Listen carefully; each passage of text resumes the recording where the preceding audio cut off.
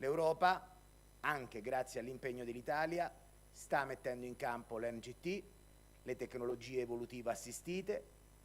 Non abbiamo mai condiviso gli OGM come percorso, ma riteniamo invece che un'accelerazione dei processi di sviluppo che la natura potrebbe intraprendere all'interno della stessa specie possano essere una risposta vincente ai problemi legati alle fitopatie, alla ricerca di nuove culture meno idroesigenti, la ricerca di un approccio anche su questo, sulla cura dell'acqua, sull'utilizzo, sulla capacità di preservarla, sull'irrigazione più puntuale, diventa una sfida che la ricerca può e deve affrontare. Permettetemi di ringraziare il Consiglio Nazionale delle Ricerche, CNR, e il Consiglio per la Ricerca in Agricoltura e l'Analisi dell'Economia Agraria, il CREA, che fu immaginato da un grande ministro dell'agricoltura in età preunitaria in Italia, Camillo Benso di Cavour, proprio per dare assistenza a una nazione che doveva nascere dotata di due grandi gambe. Una era Cassa Depositi e Prestiti, fu la prima cosa che inventò Cavour appena divenne ministro. Divenne ministro a ottobre, a novembre creò le strutture che finanziassero la nuova impresa della nascente idea d'Italia. Dall'altra mise a disposizione di quelle imprese la ricerca che potesse fare del cibo qualcosa di più di un nutrimento, ma anche un valore aggiunto, dell'economia agricola anche una modalità per creare quelle sculture territoriali che in Italia rappresentano anche la corretta protezione dell'ambiente, con l'agricoltore primo custode dell'ambiente, ed è il modello che noi intendiamo preservare e sposare. Voglio ringraziare ovviamente le tante università presenti qui, delle quali conosco la caratura, le potenzialità, le capacità già espresse e quelle che nei vari memoranda che verranno sottoscritte potranno ulteriormente essere di supporto al nostro sistema. Saluto l'Università della Tuscia.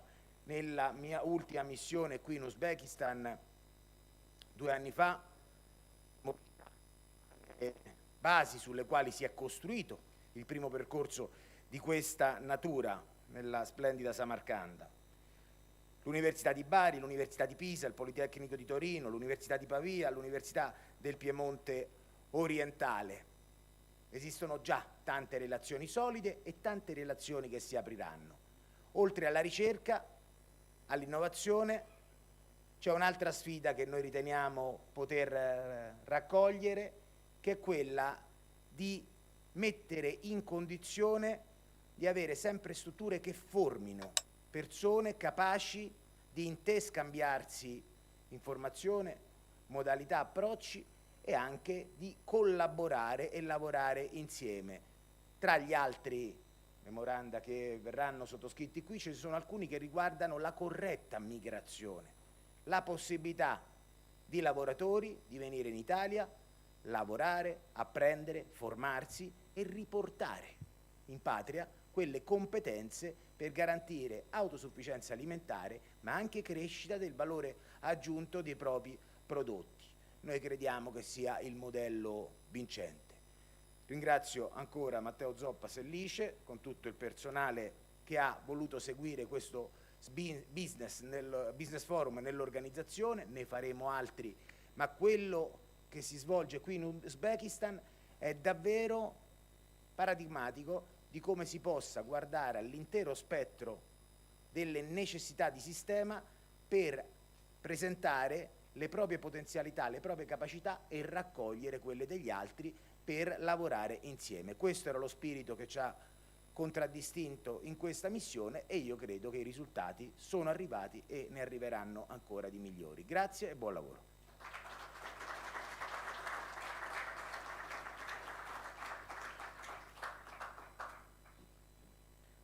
Many thanks, dear Minister. Was your speech now highlighting the universities that you mentioned, research, funding, innovation, value adding of the output. I think this is a good start for us now to start our track on research, innovation and education. I wanted to highlight that we have with us also His Excellency Mr. Majnun Mamadov, our best regards, and we will, without any further ado, pass on to the main speakers of today's track. This is my big pleasure now to invite Andrea Rocci, President of CREA, Council for Agricultural Research and Economics. So with his speech, Innovation in Agriculture, the role of CREA.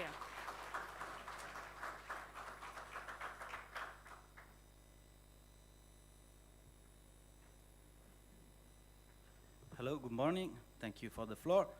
Excellencies, distinguished guests, ladies and gentlemen, colleagues, friends, I am very pleased to be here today to talk about research and innovation, the two features that above any other will assess the competitiveness and sustainability for our agri-food system. Just a few words to introduce what is CREA and what we do today, what we have done yesterday, and what we expect from this really interesting business forum and research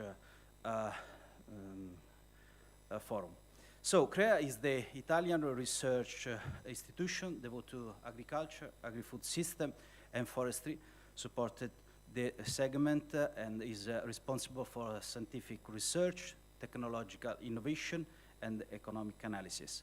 Coordinated by our minister, I would like to thank my minister, Francesco Lollobrigida, for ongoing support he provides us, but also let me thank Minister of Uzbekistan for this really wonderful and interesting meeting that you are organizing. What is CREA? CREA is a big national research organization, is a part of a system that is able to support and to, let's say, create a strong network with the entire supply chain. I refer to, obviously, to agri-food business system. Our mission is to generate knowledge and solution to enhance business profitability, preserve natural resources, and strengthen food quality and safety. Let's say our history and our legacy start in the past. We started with Nazareno Strampelli, that was the first breeder, we can say, a sort of pioneer of modern genetic and founder of the Rieti Grain research station in the 1907. Scientific heritage that led in 1919 the first National Institute of the Genetic for Cereal Crops. What about the specific and distinctive feature? Our feature is a strong experimental vocation. We manage more than 80 farms and 5,000 fields, hectares throughout Italy, as well as advanced laboratories and the technological infrastructure, where we evaluate solutions under real-world conditions. We also oversee one of the broadest collection of plant, microbial, and soil genetic resources, enabling us to transfer innovation rapidly to business and supporting agri-food policy making. So, what are we doing today?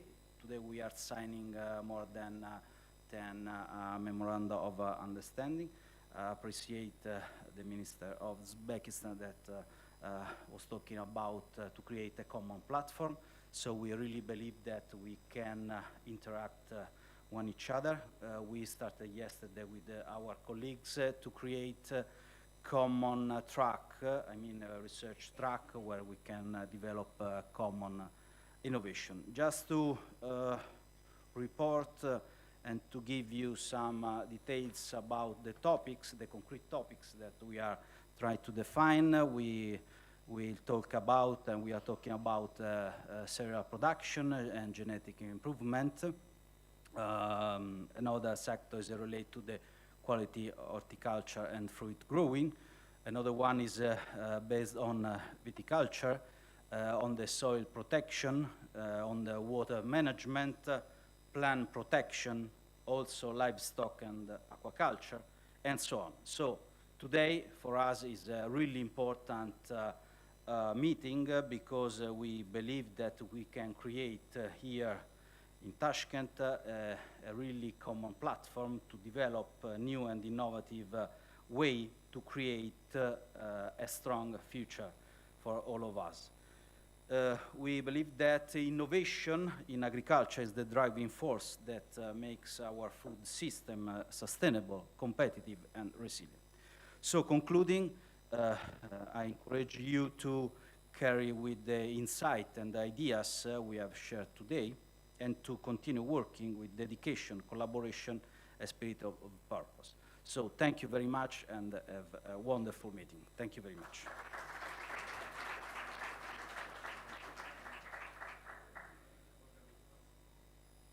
Mr. Andrea Rocci, thank you so much. And my job is very easy as a moderator. I don't have to stop you in 5-7 minutes, but just wanted to mention that for the next speakers also, if we follow the same pattern and stick to the time, it would be very good. The next person who we invite is Silvano Fares, Director, National Research Council of Italy. Mr.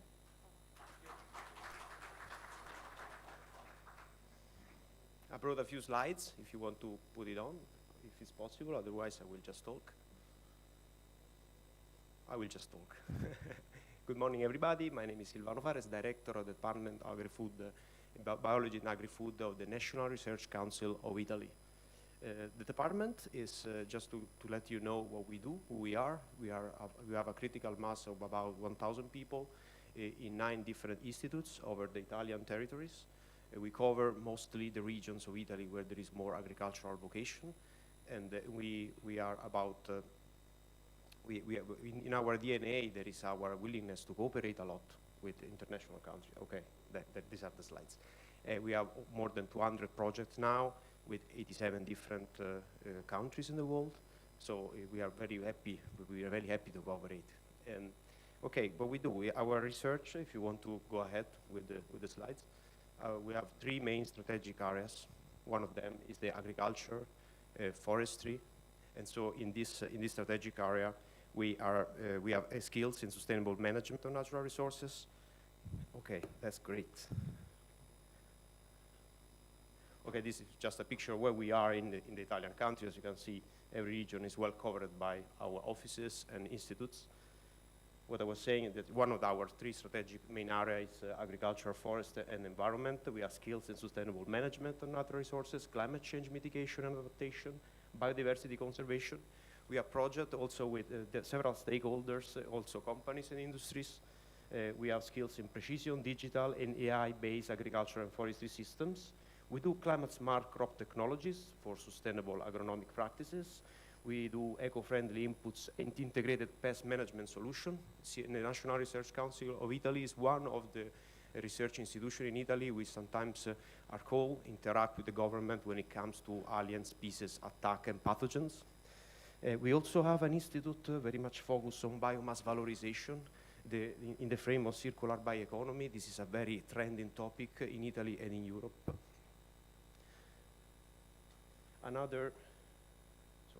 Doesn't work. Okay, another strategic area we have is related to biology, biotechnologies, and bioresources. We have skills in molecular biology, genomics, bioinformatics, combined with green and industrial biotechnologies. So we enter into research with omics and advanced biological analytical platforms. We have a lot of researchers very skilled in genome editing and plant breeding. We do bioinformatics, biostatistics, and AI-driven modeling systems. We do microbiome and metagenomic analysis platform and biotechnological production thanks to our bioreactors in 2 major institutes that we have. The third and last strategic areas of the department is pertaining to food and food production, food quality and safety, development of innovative and functional foods, nutrition, and health. So we have skills in microbial and biotechnological platform for functional and novel foods, food processing and sustainable packaging, biosensing and advanced analytical system for food safety, anti-fraud technology, and AI and big data platform for nutrition, microbiome, and food systems. I want to mention that the National Research Council is fully engaged into research infrastructure in the frame of ESFRI, which is the European Strategy Forum on Research Infrastructure.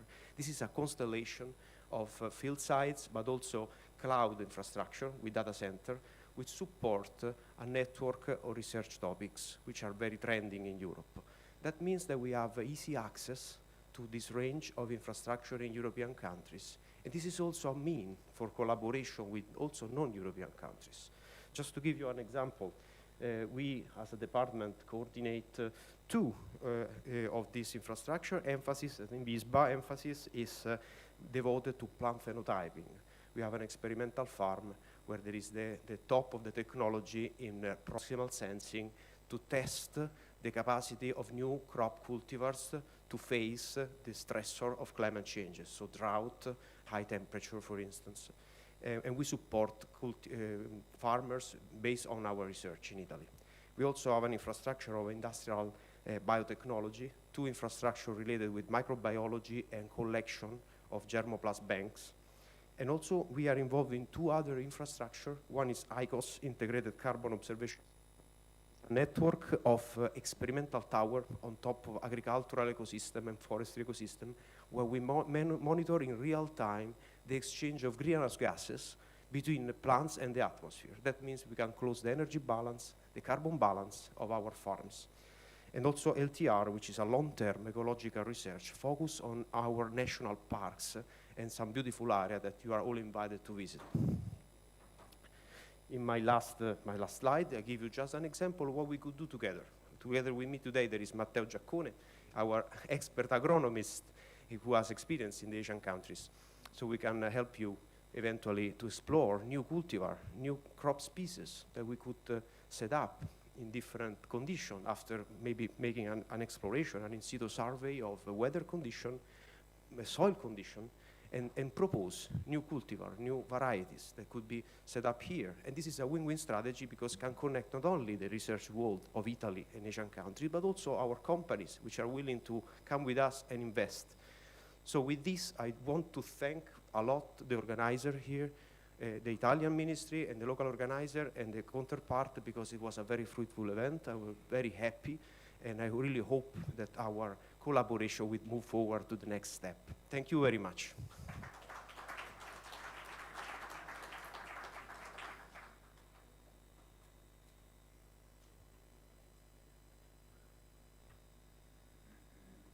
Thank you very much, Mr. Fares, for all this insightful information about the center.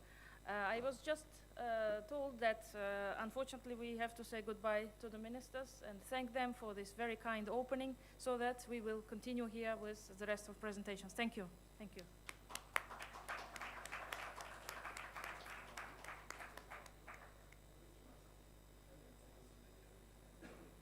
Thank you.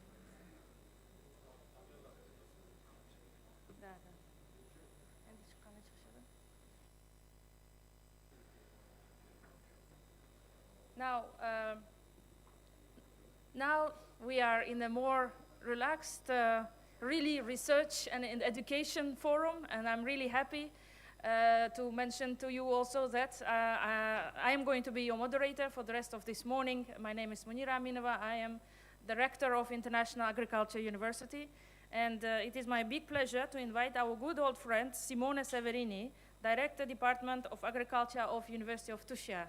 Mr. Severini.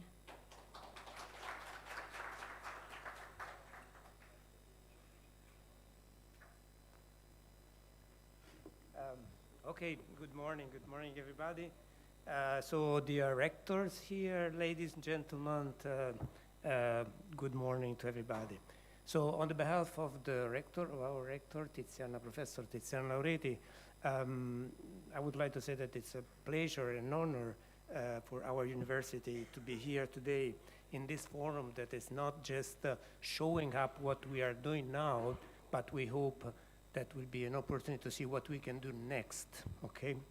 At the University of Tuscia, we have a quite long experience. We feel at home when here in Uzbekistan, and we learned something, that the international cooperation indeed become truly transformative when move, from an exchange of resources, human resources, to co-creation or to do something together. So cooperation for University of Tusha and Uzbekistan universities began in 2022. So we work a lot those years, and we start with the classical, Erasmus program, mobility programs that make possible to exchange students and professors. And we have several agreements with several universities, good university from Tashkent and Samarkand that I'm not going to mention to avoid that I forget somebody. These allow us to improve our relation, to do several memorandum of understanding, increase the mobility of students, faculty, and this was very important to make familiar each other, to know each other activities, and to think about possible future way of cooperation. One important step when we got some support from the Ministry of Agriculture of Uzbekistan to co-fund some scholarships. So we have a relatively constant flow of a limited number of master students in our university that will be back in Uzbekistan to serve the country. And we are very happy about this. I acknowledge the good quality of students from Uzbekistan from my side. But then we soon understood that mobility alone was not enough, especially because we can exchange a limited number of students, not a large number of students, while we have quite relevant challenge to address and to face. We took a second step in our cooperation, which is based on co-designing programs. It's not just doing something together, but just also building together the programs, allowing us to align academic standards, combining competences, different competences between different researcher and professor, and ensuring that what we do is useful for your country. Okay, that's very important for us. So I wish to thank the Ministry of Agriculture for this support. But today, we have taken a third important step, which is the creation of a joint campus together with a good friend of us, Samarkand Agro Innovation and Research University, and the director is here, Professor Xalqaro Forum.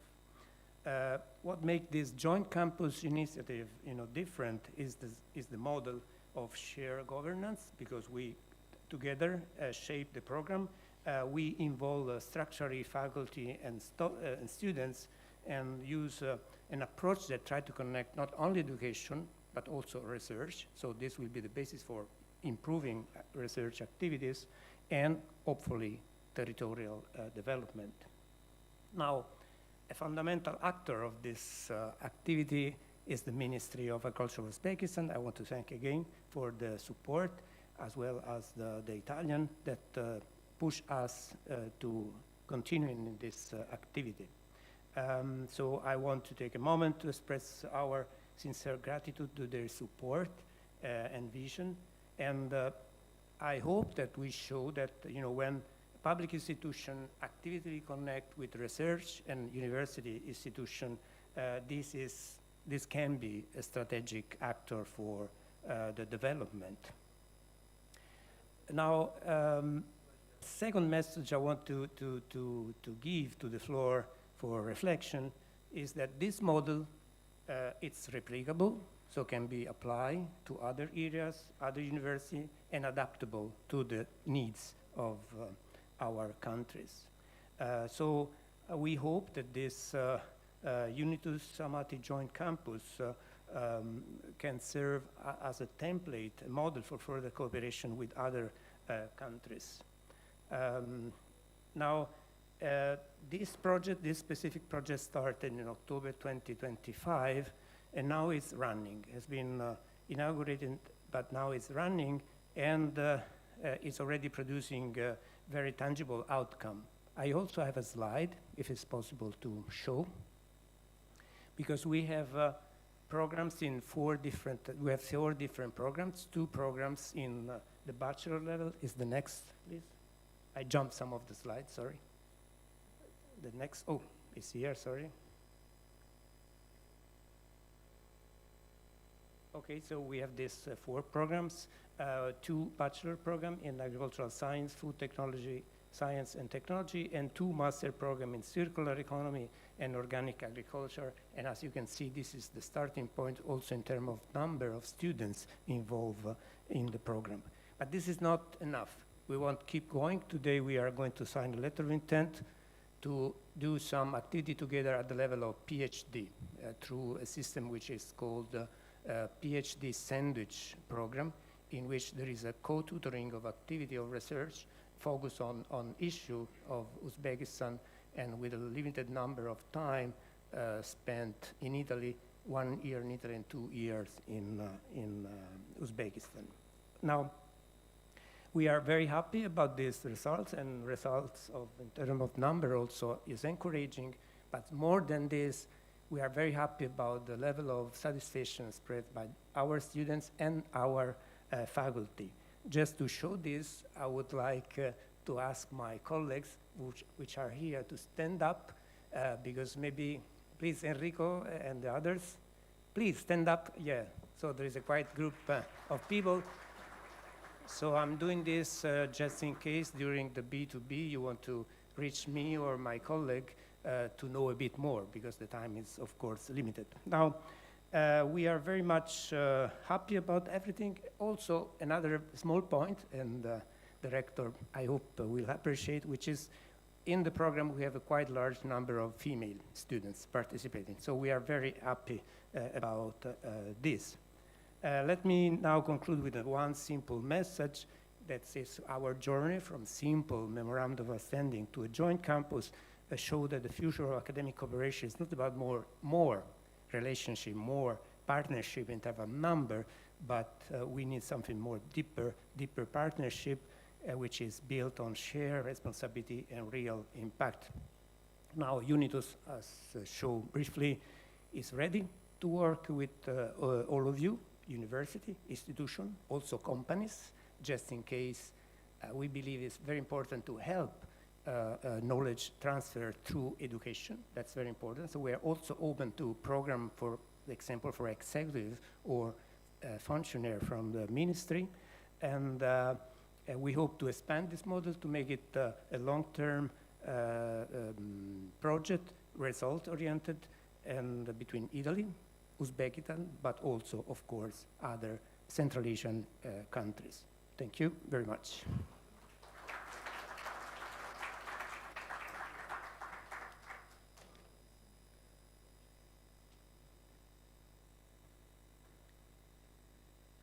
Dr. Severini, thank you so much for this very good, prospect of the cooperation. This is very impressive to see how could be achieved in 2-3 years' time only. I think this is the next step would also be to think about a little bit of a mobility from Italy to Uzbekistan or Italy to Central Asia for PhD sandwich programs, also bringing Italian students, and for the bachelors also to bringing some Italian students to these campuses. Let me invite Mr. Zafarjon Ziaev, Director of the Scientific Research Institute of Plant Genetic Resources. Mr. Ziaev.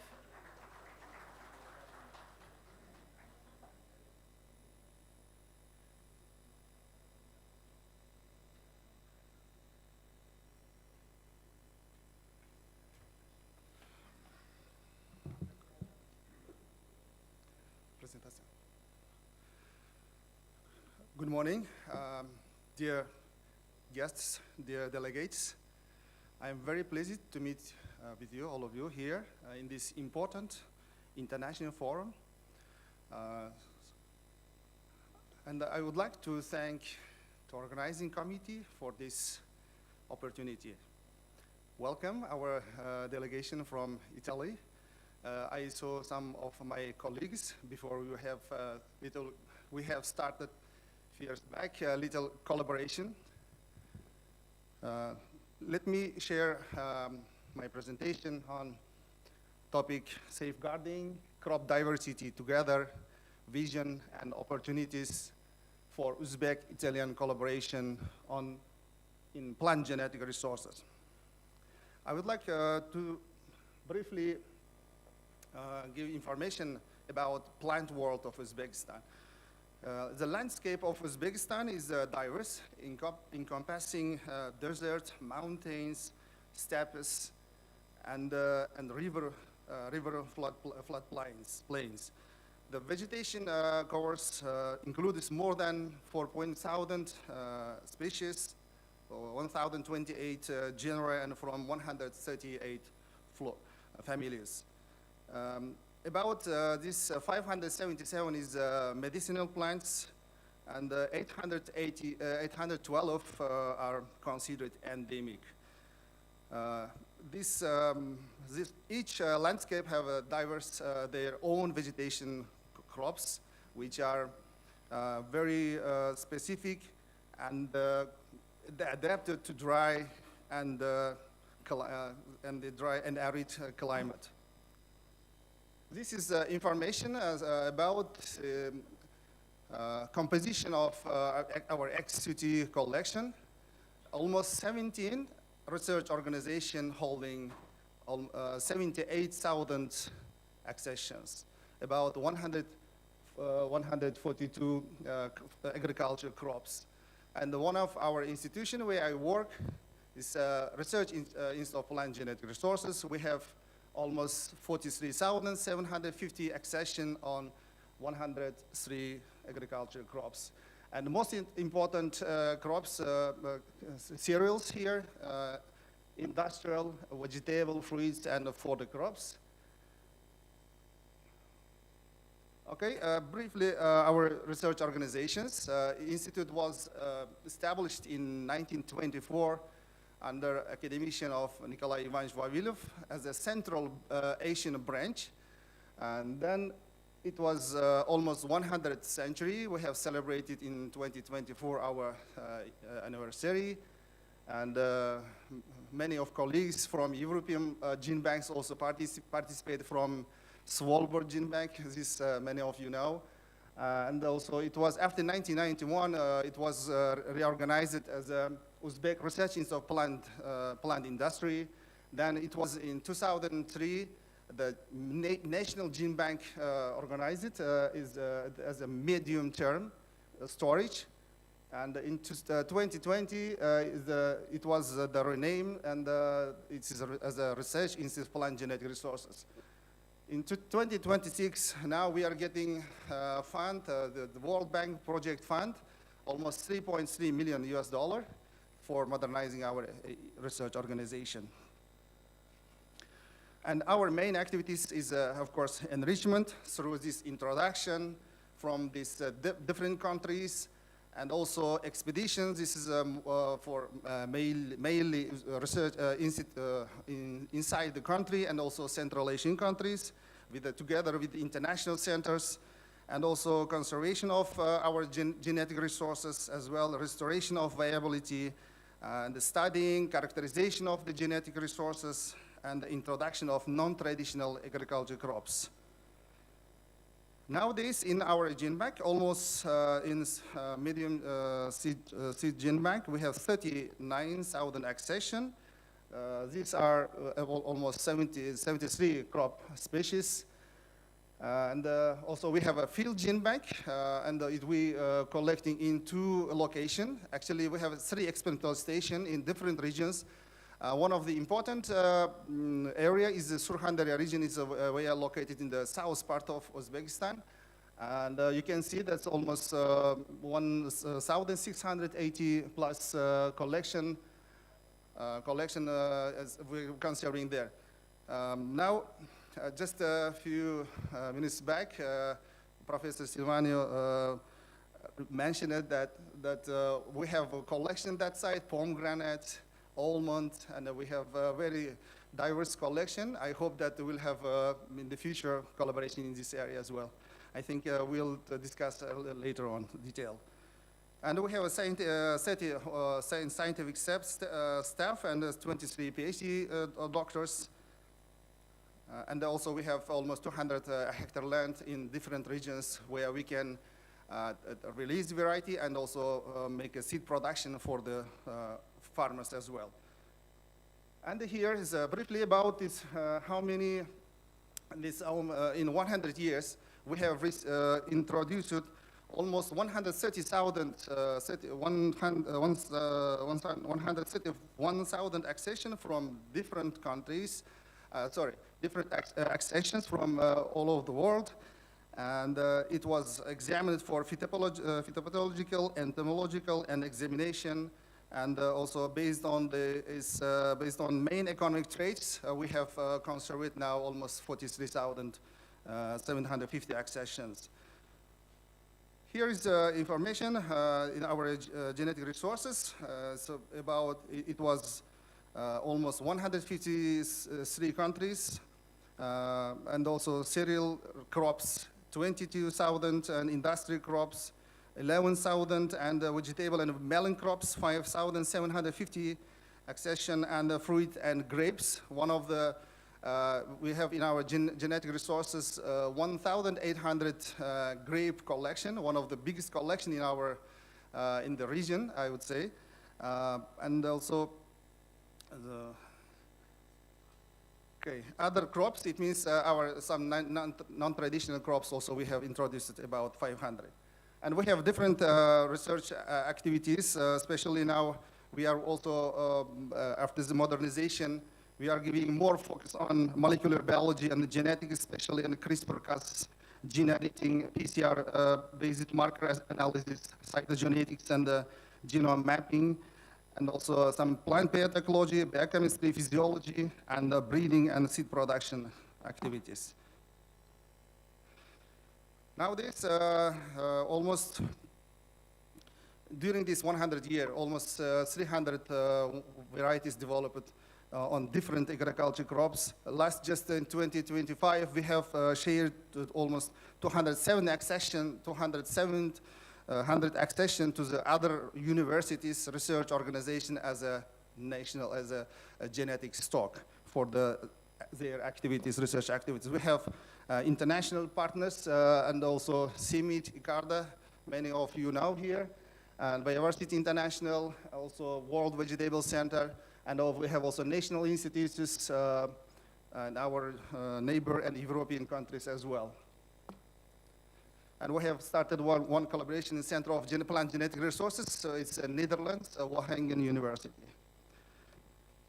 So our vision for the future to become a premier center of excellence in Central Asia for plant genetic resources, driving innovation and climate resilient agriculture.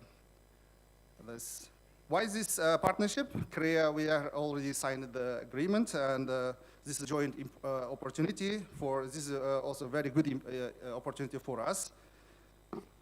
And also these areas of our memorandum is the material exchange, staff exchange, joint conferences, collaborative projects, training programs, and other areas as well. Mutual benefits, there we have, of course, Italian side can also access our genetic resources, can utilize their program. We can exchange our germplasm. Also, we will utilize from European Mediterranean crops as well, to develop climate resilient varieties.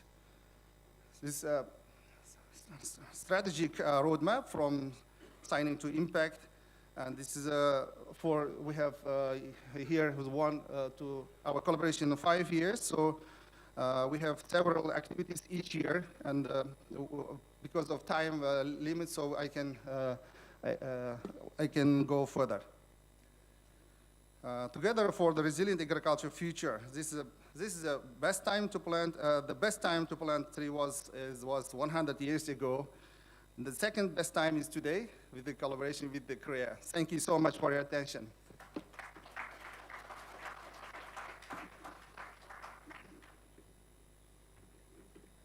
Thank you, Mr. Ziaev. Now I would like to invite Mr. Oybek Amanov, Deputy Director of National Center for Knowledge and Innovation in Agriculture. Mr. Amanov.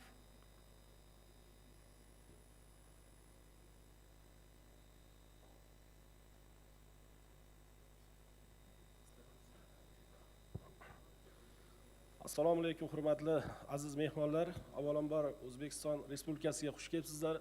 Sizlarni bugun ko'rib turganimdan xursandman. qolaversa mana bugungi forum uchun albatta vazirlarimizga albatta rahmat aytishimiz kerak. Sababi bugun o'sha Italiya, Ozarbayjon va Markaziy Osiyo davlatlari olimlari bu yoqda uchrashib, o'zlarini yangiliklari, umuman ilm bilan birga ishlayotgani, bu ham ertangi mana shu O'zbekistonimizni rivojlanish uchun katta xizmat qiladi deb o'ylayman. Ruxsat bersalaringiz, bugungi kunda mana shu O'zbekiston Respublikasi Qishloq xo'jaligi vazirligi huzuridagi Qishloq xo'jaligida bilim va innovatsiyalar milliy markazi faoliyati bo'yicha qisqacha tanishtirib o'tsam. Qishloq xo'jaligida bilim va innovatsiyalar milliy markazi bugungi kunda jami bizda 13 ta ilmiy tadqiqot instituti va 51 ta ilmiy tajriba stansiyalari mavjud. Va bugungi kunda bir nomma aytadigan bo'lsak, asosiy bizda bu 2021-yilda tashkil topgan, yangi reforma shaklida tashkil etilgan va bugungi kunda ilmiy tadqiqot institutlarimiz respublikaning barcha hududlarida 53 ta ilmiy tajriba stansiyalarida ilmiy yangiliklarni olib boradi. Birinchi institutlarimizdan olib qaraydigan bo'lsak, bugungi kunda o'sha aytib o'tganimizdek respublikada paxtachilik ilmiy tadqiqot instituti, ya'ni bunda o'sha respublikada katta qariyb 1 million gektar maydonda ekilayotgan paxta navlarini, yangi navlarni yaratish, yetishtirish, agrotexnologiyalarni ishlab chiqish bo'yicha shug'ullanadi. Keyingi ilmiy tadqiqot institutimiz bugungi kunda o'sha sholichilik ilmiy tadqiqot instituti, bu asosiy 3 ta mintaqada ilmiy tadqiqotlarni olib boradi. Keyingi ilmiy tadqiqot institutimiz Janubiy dehqonchilik ilmiy tadqiqot instituti, bu o'sha qurg'oqchilik va suv tanqisligi sharoitida boshoqli, dukkakli, moyli va yem-xashak ekinlari yo'nalish bo'yicha faoliyat olib boradi. Undan keyingi ilmiy tadqiqot institutimiz don va dukkakli ekinlar ilmiy tadqiqot instituti, bu respublikamizda o'sha asosiy boshoqli va dukkakli don ekinlarini yetishtirish, yangi navlarni yaratish borasida ilmiy tadqiqot ishlarini amalga oshiriladi. Bundan tashqari Qoraqalpog'iston Respublikasida Qoraqalpog'iston dehqonchilik ilmiy tadqiqot institutimiz mavjud. Bu asosiy o'sha sovuqqa va sho'rga chidamli qishloq xo'jaligi ekinlarini ilmiy tadqiqot ishlari bilan shug'ullanadi va o'sha yerda don va sholi ilmiy ishlab chiqarish markazi ham mavjud. Bu o'sha sho'rlangan maydonlarda sholini yangi navlarini yaratish borasida ilmiy tadqiqotlar ishlarini amalga oshiradi. Bundan tashqari bugungi kunda institut milliy markaz tizimida eng asosiy yo'nalishlardan biri bugungi kunda sabzavotchilik yo'nalishi bo'lib, sabzavotchilik ilmiy tadqiqot instituti asosiy bugungi kunda 10 ta mintaqada ilmiy tadqiqot ishlarini olib boradi. Bunda o'sha sabzavotchilik, polichchilik va kartoshka ekinlari yo'nalishi bo'yicha ilmiy tadqiqot ishlarini amalga oshiriladi. Keyingisi bugungi kunda o'sha bizda qariyb 1 million gektar lalim yer maydonlari mavjud bo'lganligi sababli Lalmikor dehqonchilik ilmiy tadqiqot instituti bu butun qishloq xo'jaligi ekinlarini lalim maydonlarida yangi navlarni yaratish va urug'chilikni tashkil etish borasida ilmiy tadqiqot ishlarini amalga oshiriladi. Qolaversa qishloq xo'jaligini mexanizatsiyalash ilmiy tadqiqot institutimiz bor. Bugungi kundagi mana shu olimlarimiz tomonidan yaratilgan barcha yangi nav, duragay va ekinlarni yetishtirish agrotexnologiyasi yoki qishloq xo'jaligiga mexanizatsiyalashtirish yo'nalishi bo'yicha ilmiy tadqiqot ishlarini amalga oshirilib, bugungi kunda mana shu fermer xo'jaliklarimizga ilmiy tadqiqot ishlarini chuqurlashtirish yo'lida yordam beradi. Va bundan tashqari markazimiz huzurida AKIS tashkiloti bor. O'sha orqali bugungi kunda ilmiy tadqiqot ishlarini fermer xo'jaliklariga yetkazib berish borasida shug'ullanadi. Endi boya aytib o'tganimizdek, jami bugungi kunda bizda 10 ming gektardan ortiq yer maydonlari mavjud bo'lib, bugungi kunda mana shu yo'nalishlarda jami 455 dan ortiq olimlarimiz faoliyat ko'rsatadi. Shulardan 170 dan ortiq doktorlar, 70 dan ortiq professorlar ilmiy tadqiqot ishlarini amalga oshiradi va mana shu yo'nalishlarda bugungi kunda 332 ta yosh ilmiy xodimlarimiz, doktorantlarimiz shu yo'nalishlar bo'yicha faoliyat ko'rsatadi. Qolaversa bugungi kunda mana shu yiliga qariyb 7 mingdan ortiq bizning tizimimiz bo'yicha ilmiy tadqiqot va yangiliklar, umuman nav yaratish, ilmiy maqolalar chop etish bo'yicha 7 mingdan ortiq ilmiy tadqiqot ishlari amalga oshiriladi. Bugungi kunda jami 20 ta jami bugungi kunda 144 milliardlik loyihalar, xalqaro, mahalliy loyihalar, innovatsion, amaliy va fundamental loyihalar amalga oshiriladi va joriy yilda qariyb qishloq xo'jaligi ekinlarining 293 dan ortiq yangi navlarini davlat reyestriga topshirildi va bugungi kunda qariyb 158 ta nav va namunalar mana shu yilda respublikamizda rayonlashdi.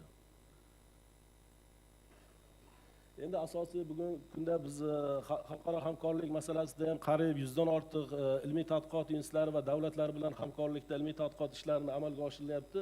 Bunda asosiy maqsad bugungi kunda o'sha O'zbekistonda global iqlim o'zgarishiga moslashish, ya'ni o'sha qurg'oqchilik, issiqlik, umuman sho'rlanish va turli xil yo'nalishlarda ilmiy tadqiqot ishlarini biz ilmiy tadqiqot institutlarimiz xalqaro hamkorlar bilan amalga oshirilib, doimiy ravishda o'sha fermer xo'jaliklariga monitoring o'tkazish, ularga ilmiy maslahatlar berish va treninglar o'tkazish yo'nalishi bo'yicha ham amalga oshiriladi.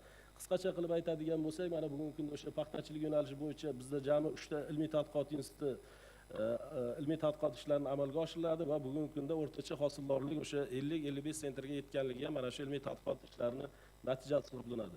Endi bugungi kunda bug'doy yo'nalishi bo'yicha bunda ham 3 ta ilmiy tadqiqot institutimiz yangi ishlamalarda amalga oshiriladi va bugungi kunda qariyb respublikamizda asosiy maydonda ekilayotgan navlarni to'liq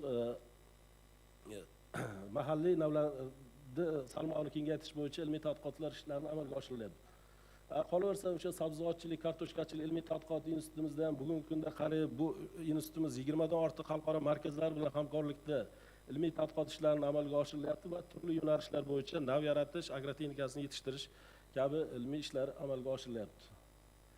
Endi asosiy bugungi xalqaro hamkorlarimiz o'sha Jahon banki bilan hamkorlikda ICARDA, TIKA, AFASCI, GIZ, FAO, IRI kabi xalqaro tashkilotlar va qolaversa bugun o'sha Italiya, Turkiya, Xitoy, Rossiya va Amerika davlatlari bilan hamkorlikda bir qator ilmiy tadqiqot ishlarini olib borilyapti va yoshlarni o'sha joylarga o'qitib kelish masalasida ham ko'p qirrali ilmiy tadqiqot ishlari amalga oshirilyapti. Qolaversa mana bugungi kunda o'sha qariyb 25 million dollarlik loyiha Center of Excellence majmuasi qurilishi boshlandi. Bu yerda ham mana shu olimlarimizni ilmiy tadqiqot ishlarini amalga oshirish yo'nalishi bo'yicha mana shu yil o'zida 2026-yilda 200 million dollarlik yana qo'shimcha loyihalarni jalb etgan holda bugungi kunda mana shu ilmiy tadqiqot ishlarini chuqurlashtirgan fundamental loyihalarni amalga oshirish bo'yicha bir qator ilmiy tadqiqot ishlarini amalga oshirilyapti. Endi asosiy yo'nalishda bugungi kunda o'sha suv tanqisligi, dronlardan foydalanish, yangi texnologiyalarni ishlab chiqarishga joriy etish masalasida ilmiy tadqiqot ishlari keng ko'lamli amalga oshirish evazida bugungi kunda mana shu o'tgan yil ayniqsa mana Italiya davlatida ko'p olimlarimiz tashrif buyurdi. O'sha Kriya olimlari bilan hamkorlikda bugungi kunda o'sha navlarni olib kelish va O'zbekistonda yaratilgan navlarni Italiyada sinovi ham tashkil etilgan va o'tgan yilgi natijalari bo'yicha ham ancha yuqori marralarga erishdi. Endi avvalambor mana bizni ilmiy tadqiqot institutimiz rahbarlari hammasi mana shu yerda o'tiribdi. Endi tushdan keyingi o'sha memorandum hamkorlik masalalarini ham yanada kelishib olamiz va biz doimo tayyormizki, mana shu xalqaro hamkorlar bilan, xalqaro ilmiy markazlar bilan doimiy ravishda ishlarni amalga oshirishga. E'tiborlaringiz uchun rahmat. Sog' salomat bo'linglar.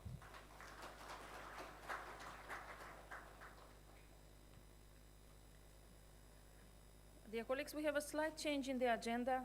If our colleagues from Italy permit, we invite Mr. Rashad Husseinov, Director of Agrarian Research Center, for the next presentation.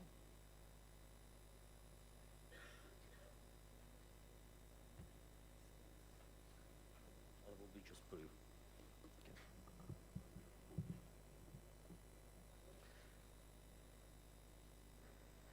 Good morning, distinguished guests, ladies and gentlemen. It's a pleasure to hold a speech in front of you and present a topic that highlights as agricultural research and development in Azerbaijan. So given the time limit, I will be brief, walk you through the state of agriculture in Azerbaijan and key challenges, and then I will conclude with the role of the science and innovation in development agribusiness field in Azerbaijan. And lastly, I will briefly provide you information on the strategic vision where we are approaching in terms of the also the scientific development in agriculture sector.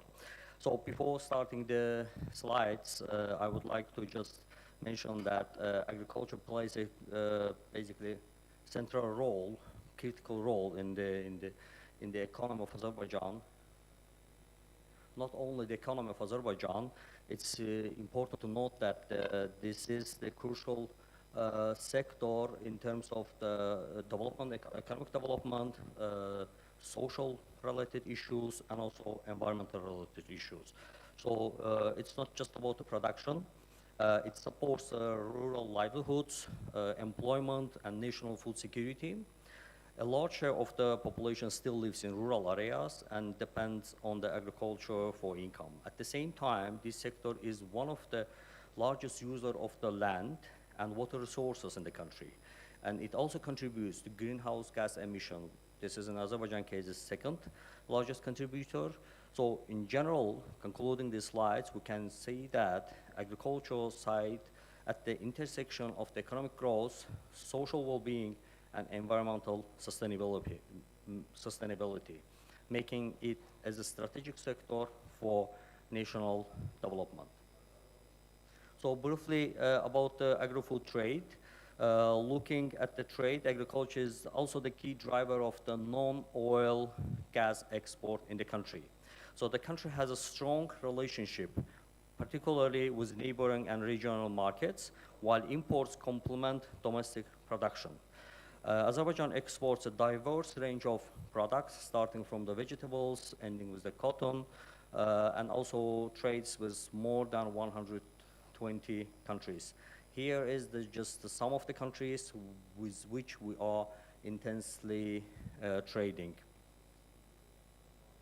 So coming to another slide where we say that despite the importance of the sector faces a lot of structural changes, similar to many of the countries. So the first is the climate risk, which is increasing, that leads to the unstable productivity in the country. The second is water scarcity, similar to almost all of the Central Asia countries.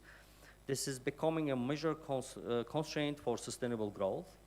Third is the rising population and food demand, which will put the additional pressure on this agriculture system in the mid-long term.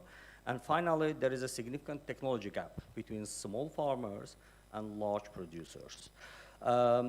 So those challenges clearly show us that the traditional approach are no longer sufficient. So we need science-based solution. Differently saying, this brings us to the central message. Science is the strategic solution for all of those challenges. Of course, I put it here not on all the challenges, but the most important challenges that the country faces. In the next slide, I would like to show you the agriculture ecosystem, agricultural research ecosystem, how it works in the country. So Azerbaijan has an established agriculture research ecosystem, including multiple research institutes and universities. There is a solid base of researchers and growing scientific output, including publications and patents and so on. However, the level of R&D investment is still relatively modest, which means that there is a significant room for improvement of the agricultural research system. So strengthening this ecosystem will be the key to unlocking innovation and improving sector performance.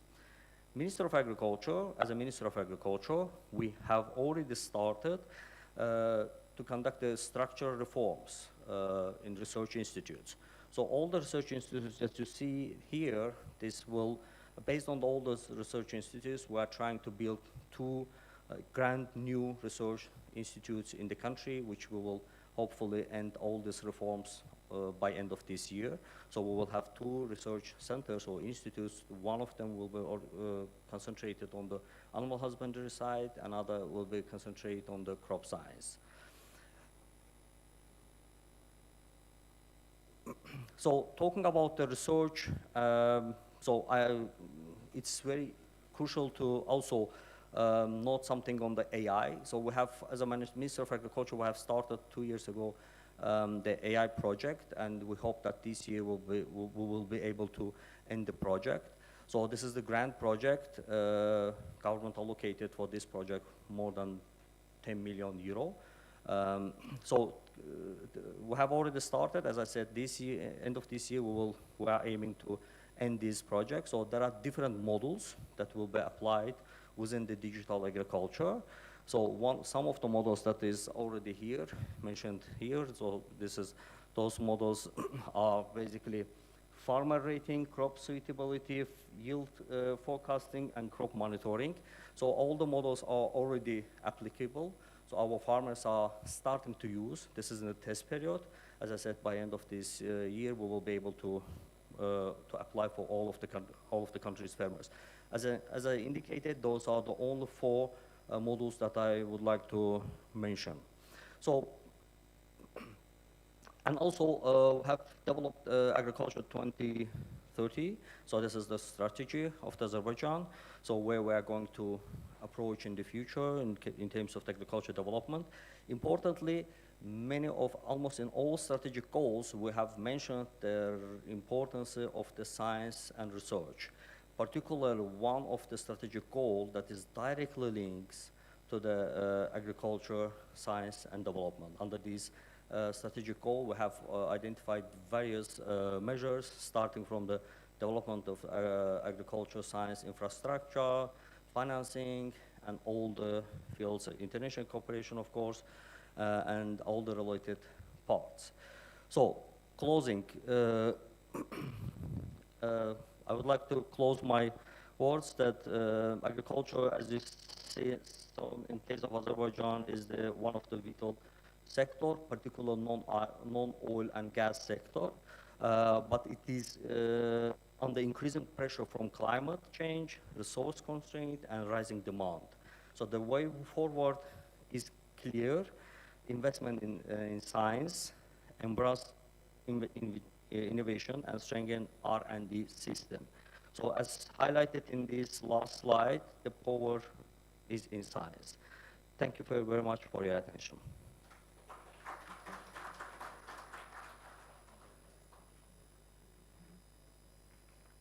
Thank you, Mr. Husenov, for informing us a little bit more about agriculture in Azerbaijan.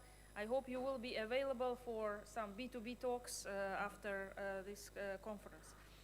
It's my pleasure to invite now University of Bari, Alessandro Rubino, Deputy Rector for International Relations. Mr. Rubino.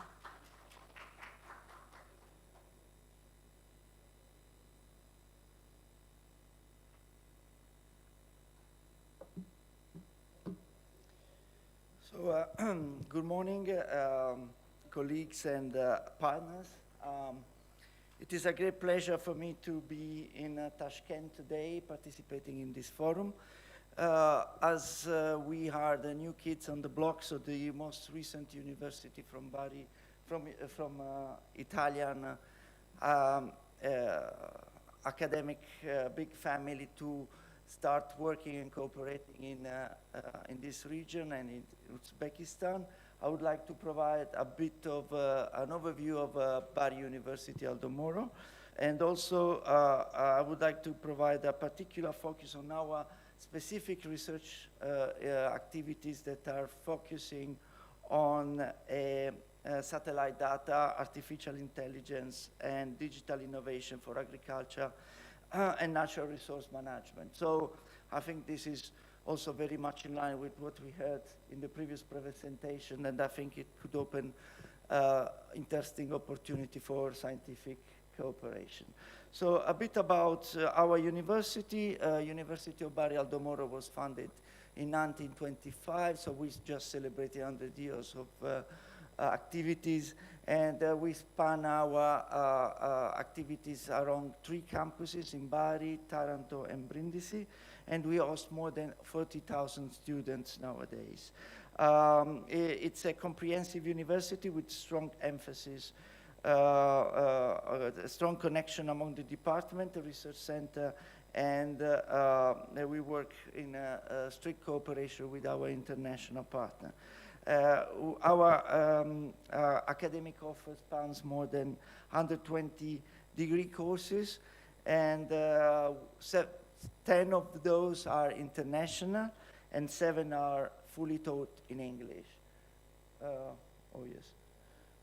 And and our university also structured into 19 different departments, the equivalent of your faculties, and covering basically all the major fields of research, ensuring a multidisciplinary approach to complex global challenges. So we have more than 25 PhD courses, and last year we had more than 200 paid positions for full scholarship, demonstrating our strong commitment to advance research training. And I think this structure allows also to integrate education, research, and innovation, creating a dynamic environment for, that supports scientific excellence and international cooperation. I would like to focus a bit more on DISPA, our Department for Soil, Plant, and Food Science. Is one of our key departments, obviously is key for this forum, and focuses on teaching, research, activities, mission, and areas such as environmental, agriculture, food science, natural resource management, all topics that are very topical for our potential cooperation. Its mission is to advance knowledge across a wide spectrum of areas of research, from forest and territorial science to crop production, biotechnology, agri-food engineering, rural development. Just a few figures about DISPA, our department, although I see that our slides are a bit cut, but it's okay. It's one of the largest multidisciplinary departments at Bari University. We have more than 100 staff members, so 124 professor, and in 17 scientific sector in agriculture, as well as expertise in biology, chemistry, physics, engineering, law, and humanities, including economics. It supported the department by 85 technical staff, and has been awarded the Seal of Excellence by Hamburg at the national level in Italy.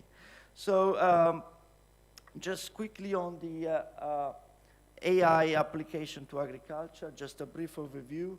A central pillar of our research on agriculture application is artificial intelligence applied to agriculture.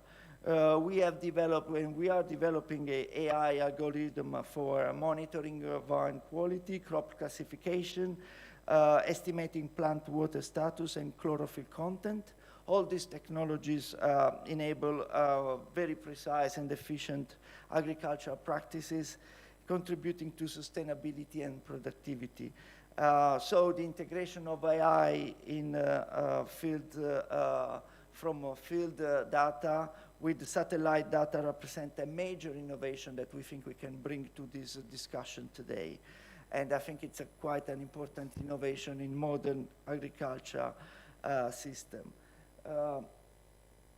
So just an example of our work that relies on AI technique is applied to vine characterization. Well, we applied research in monitoring vine quality, advanced field-based technologies. So we employ hyperspectral cameras operating in both the visible and the near infrared ranges, combined with the GPS-based sampling system.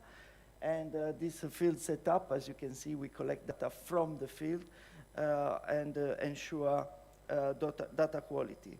This approach allows us to collect data that are very detailed on plant condition at individual level. And then what we do is we do quite a big activity of data processing, basically in order to make this data available also for machine learning technique. I will not spend too much time on here because I would like to go to our satellite platform application. In addition to field data, as we've shown before, we make extensive use of satellite platform and aerial imagery. This technology allows us to monitor large area as opposed to field data acquisition, and in a very efficient way, including for us, is very important, olive groves and vineyards, which are the most important cultivation in our region. So we work with hyperspectral and multispectral images to perform classification, detection, and analysis.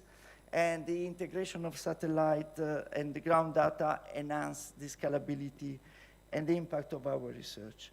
So we have developed a number of AI models for detection and classification of algorithm in order to finalize tasks such as tree detection and counting. And this is an example of our region. So in our region, we've been plagued by a very impactful disease called Xylella. And we have been tasked to count all the olive trees and monitor the quality of the olive trees in the entire region. So more than 64 million olive trees have been identified and monitored. And this is like the image of what we've been doing. So we can work on very large scale application of in our agricultural system.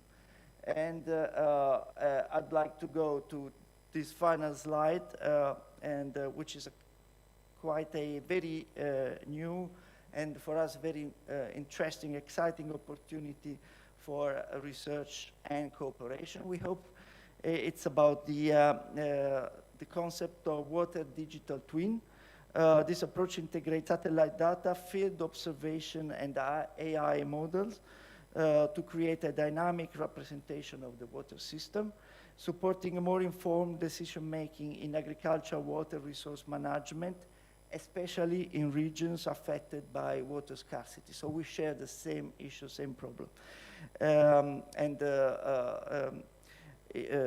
These tools enable the detection of irrigated and non-irrigated crops by combining this information with data on water availability on the local scale. So we can support both farmers and the water management authorities in optimizing water use. This allows us for more effective planning of irrigation and at district level and individual farm level, improving efficiency and sustainability and resilience. So just to conclude, the University of Bari Aldomoro has developed quite a strong expertise in satellite data and digital innovation for agriculture and natural resource management.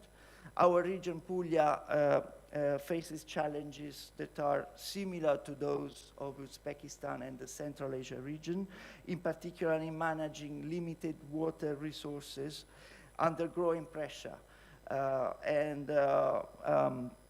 We believe that the expertise that we have developed in these areas can support joint capacity building and research cooperation and innovation.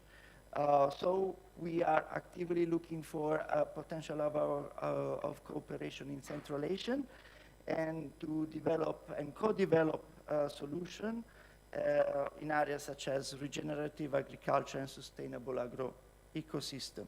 So I really thank you very much for your attention, and I will be available for any discussion on potential area of cooperation in the B2B area. Thank you so much.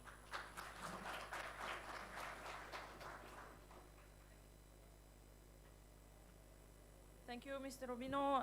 This also talking about AI and satellite-driven research. I think there could be a lot of areas where we can cooperate, both for Uzbek universities and the University of Bari.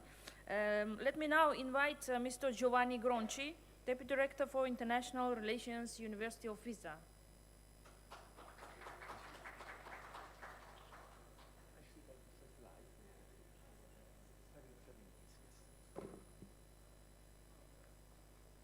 Okay, good morning, everyone, dear rectors and dear colleagues. So I am waiting for the slides. Here they are. So to go on, I started by introducing the University of Pisa. And the University of Pisa has been founded long ago, in 1343. We have 20 departments, so that we cover almost every field of knowledge. Then we have several museums, libraries, and laboratories, and 5 canteens spread all over the cities. We also have 2 campuses in 2 cities nearby, Lucca and Livorno. At the University of Pisa, we have about 50,000 students, there, and about 3.4 thousand staff members between professors and administrative personnel. But the city of Pisa, which is famous all over the world for its Leaning Tower you can see on the right, is actually a small city because it has only 90,000 people living there, inhabitants. So it's a small city with a large university.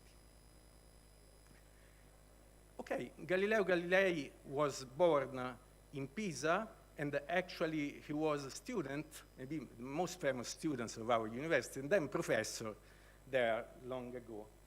And among our students and professors, we have had 3 Nobel Prizes, 1 for literature and 2 for physics, and 2 field medals in mathematics. So we have many programs of studies, both for bachelor and master programs, and some of them are taught in English, so are just taught for international students. And we also have several postgraduate programs for PhD, and also 1-year specialization of first and second level. And then to encourage short visits to our university, we have set up a successful program of summer-winter schools. So we were the first university in Italy to set up a foundation course in 2016. This foundation course is 1-year program, which is for international students with less than 12 school years. So this is the case of Central Asia, and we have several students from Central Asia attending our course. So we have 2 tracks, one in science and the other one in humanities. So concerning the collaboration with Uzbekistan, we have a long-standing collaboration with Uzbekistan. So for example, in the past, we were partner of the TUCAEA program. TUCAEA was a program aiming to tuning the higher education area of Central Asia together with the European system. So it's just what opened the door to the participation in the Erasmus+. Another important project that some of you surely recall, because there are some rectors of the university who participated to that program, is Who's Health. This was concerning the modernization here in Uzbekistan of educational systems in the field of human health, veterinary medicine, and food safety and environmental safety. And currently we have some agreements, Erasmus plus KI 171 agreements, with the different cities here in Uzbekistan, Tashkent, Andijan, Kashi, and Namangan. And recently we participated to this bilateral call, Italy-Uzbekistan, for joint research project. And actually, PISA won one of this project, which is just in food safety. And there is here Professor Alessandro Guidi, who is one of the responsible from the University of Pisa. And there are some universities here involved, for example, Samarkand Agro-Innovation and Research University. And so we have a lot of memorandum of understanding with different universities here in Uzbekistan. The blue ones are the ones which are going to be signed, by the way, with the Tashkent State Agrarian University. We are going to sign right now in a while. And we also have set up, should start this year, a joint program with the Samarkand State Medical University in medicine, which was quite a challenging program. And we have a bachelor degree in geology held here in Tashkent, in our branch, which I show in a while. Here on the right, you can see our branch here. We are particularly proud of this, because this was set up in 2022, and is the first Italian branch abroad, which has been accredited by our National Agency for the Evaluation of Research. So we set up a full program in geology, including a preparatory year, and now this year we will have the first graduate students. So we have also some other projects for the development of our branch. So just to finish my presentation, I would like to introduce our European University Alliance, which is named CIRCO-U. We are part of this alliance together with the other 8 big universities in the European area. You can see the list there. So we have Oslo, Aarhus, King's College London, Humboldt University in Berlin, UC Leuven, Université Paris-Cité, Vienna, and Belgrado.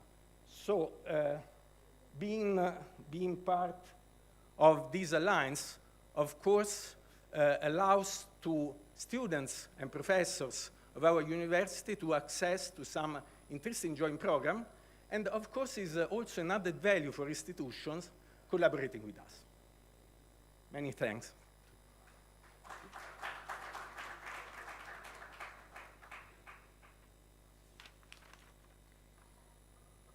Mr. Gronchi, thank you very much for your presentation. It was very interesting, especially to know that we are going to have graduates from geology in the coming year, so that's very impressive. Allow me to invite now Mr. Graziano Rossi, Director of University of Pavia. This is presentation.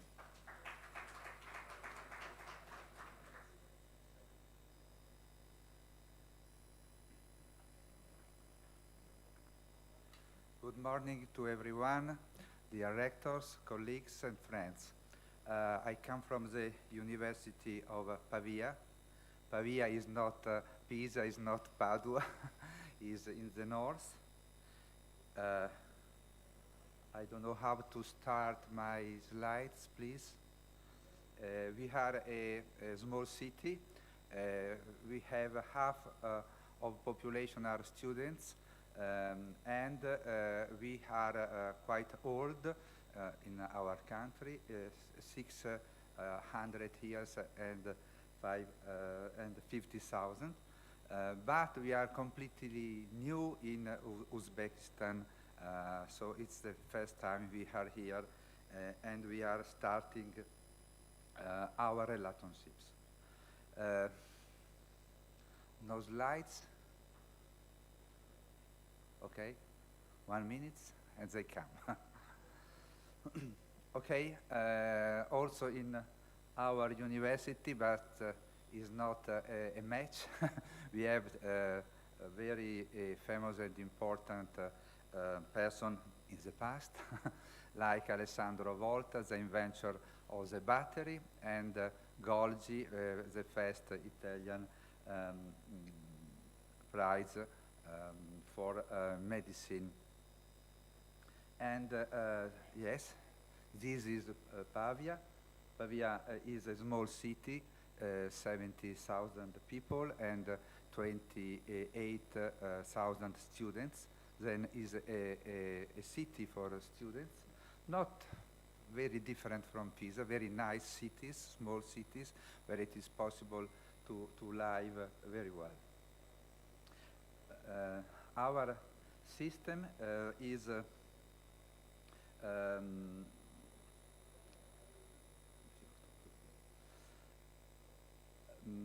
with this is quite peculiar. We are a campus, a city campus, university campus, with more than 20 colleges, public and private, some very old, and we are a little Cambridge in Italy, and this is quite specific. About agriculture, we are okay, a small city close to Milan, but with an agriculture background. We are the main producer of rice in Italy, and with Piedmont, the bigger producer in Europe. Then in plain we have mostly rice and corn, but also horticulture is quite important. Many genus, species and varieties you have here are in common with us. For example, these onions, very sweet and typical of our areas, but also melon, pepper and so on. In the hills, we have wine production, the biggest production in Lombardy, oltre Po Pavese, over the Po River. In the south of Lombardy, we have more than 10,000 hectares of vineyard, and we have a good production of raw materials for cuisine. Risotto you have tested yesterday evening. Carnaroli is, in our idea, the better. You have eaten rice for risotto, and we are the main producer of carnaroli in the world. But we have also, for example, with pumpkins, ravioli, and special wine production, for example, Pinot Noir, that also you produce here, but with a special activities. We can have also a white wine from red grape, and pink also, then very specialized for this kind of cultivation. For agronomy, we had agronomy faculty in the past, set up by Napoleon, and working for 1 century under the Austrian-Hungarian Empire, but was closed when Italy was born in 1860. So this competence disappeared from an educational point of view, but we started again 4 years ago. Then we are very, very young, with an international course in agri-food sustainability, with also a quite a special approach linking agronomic production to nutrition, with 2 different paths, because we have a very strong competence of colleagues from medicine and nutrition. Okay, you have seen. Okay, also agri-tech approach is very provided to our students. And about research, because obviously we are education, but also research institution, and we had a lot of experience, mostly in the last years after COVID period, funded by the European Union with the next generation programs. One of the problem is how to face climate change, droughtness, in a situation where we have no water. For example, water comes from Switzerland, in our case, and it is taken before by people from Piedmont. So in 2022, when we had a big summer droughtness, we had no water for rice, and we had half of the production, and the same was also for corn. So we are approaching this problem of go on in cultivation without or with few water. This is one of the main aim of our activities. For example, for water and also temperature stress. So we are looking how to reduce the temperature, for example, with shading systems. They are quite effective, but also with our minister told yesterday evening, nature-based, not based solutions regarding, for example, the use of cover crops along the vineyard in the rows, where we had mulching or rolled with this special machine in order to have less water away. So in order to maintain water in the soil as much as it's possible without irrigation.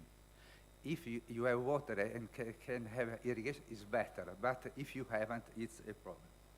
Also for rice, we are developing special varieties The techniques are changing, starting without water, and they use water only in small, short periods. And we are also testing, not from my university, but from the government of my region, Lombardy, with the involvement of a private foundation. Bonifiche Ferraresi is here, is a company, and we are testing in the field for the first time the new varieties modified, genetically modified, but not OGM, exactly as our minister told before, for rice and also for grape.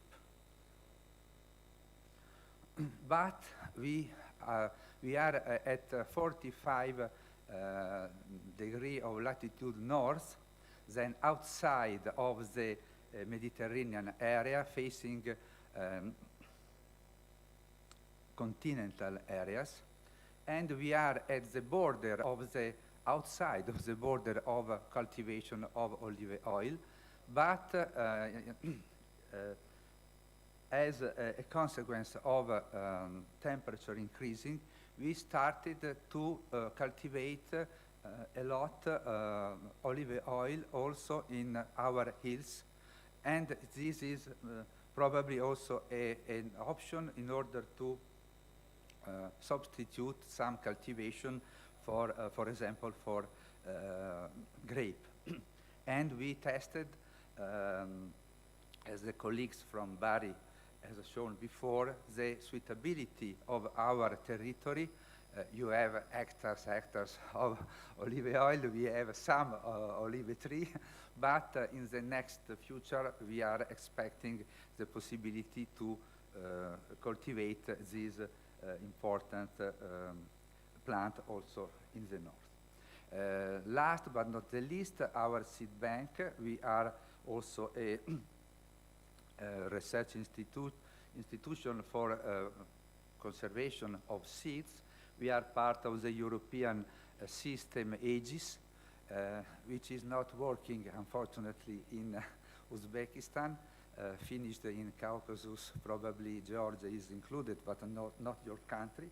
But we are interested to share our knowledge and also collection, exchange of collection, if you are interested.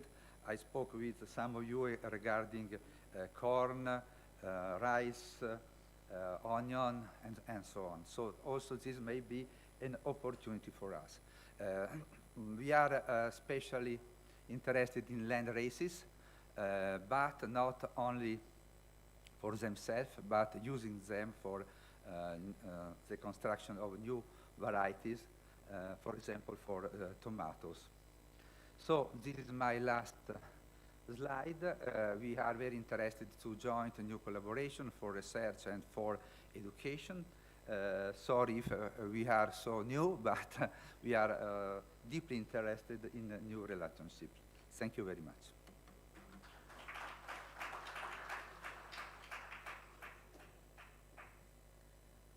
Thank you very much, Mr. Rossi. Can I now invite Mr. Luca Ragazzoni, Deputy Director for International Relations and Sustainable Development and Food Security, University of East Piedmont. Thank you.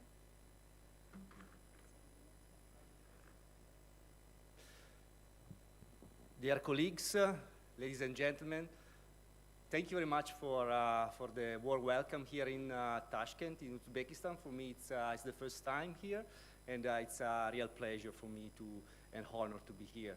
I would like also to thank the organizer for the kind invitation, and hopefully this will be a very important meeting for us for the future of our collaboration. So I'm Professor Luca Ragazzoni, Vice Rector for International Affairs of the University of Eastern Piedmont. In Italian is Università del Piemonte Orientale, the acronym is UPO.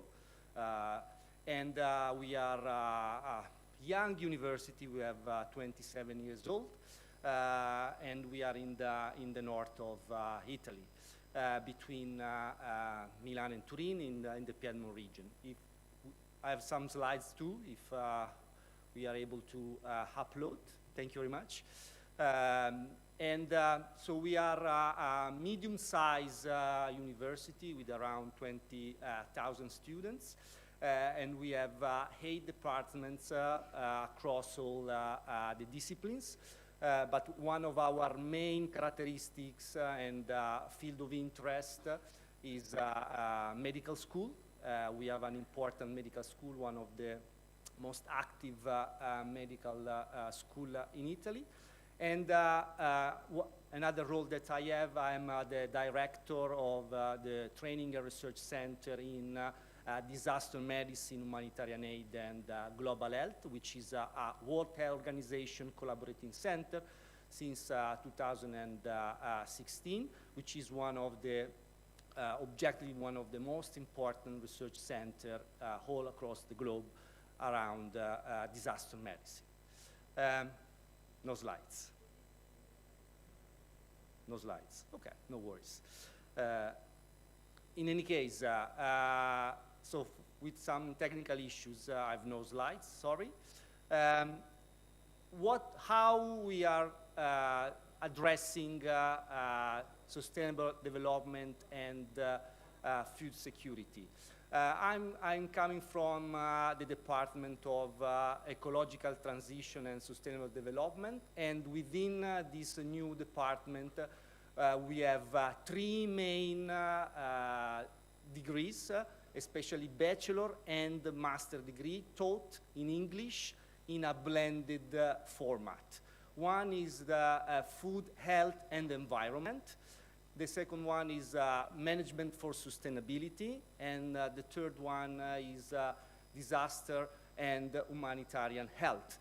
So with these 3 main master courses taught in English, again, with a blended format, we think that we are able to develop new health professionals, new professionals that are addressing global health and food security, not only in Europe, but also beyond Europe. And why we are here? We are here because we are really interested in creating a double degree, joint degree, to work together in this field of interest.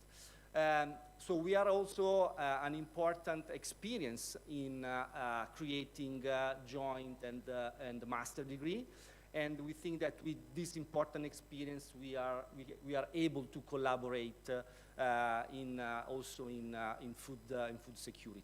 We have also an important experience in law, so in food law, and we think that with this interdisciplinary approach, we can address also climate adaptation and sustainable development. So thank you very much again, and I'm here for also creating new partnership, all of you. Thank you very much.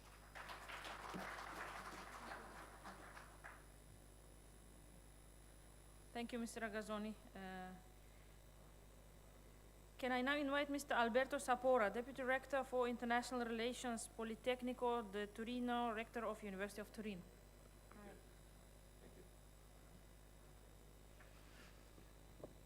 So, actually, good morning, distinguished rectors, colleagues, and friends. It's a great honor for me to represent Politecnico di Torino. I don't know if, yes, there is the presentation, perfect. Thank you very much.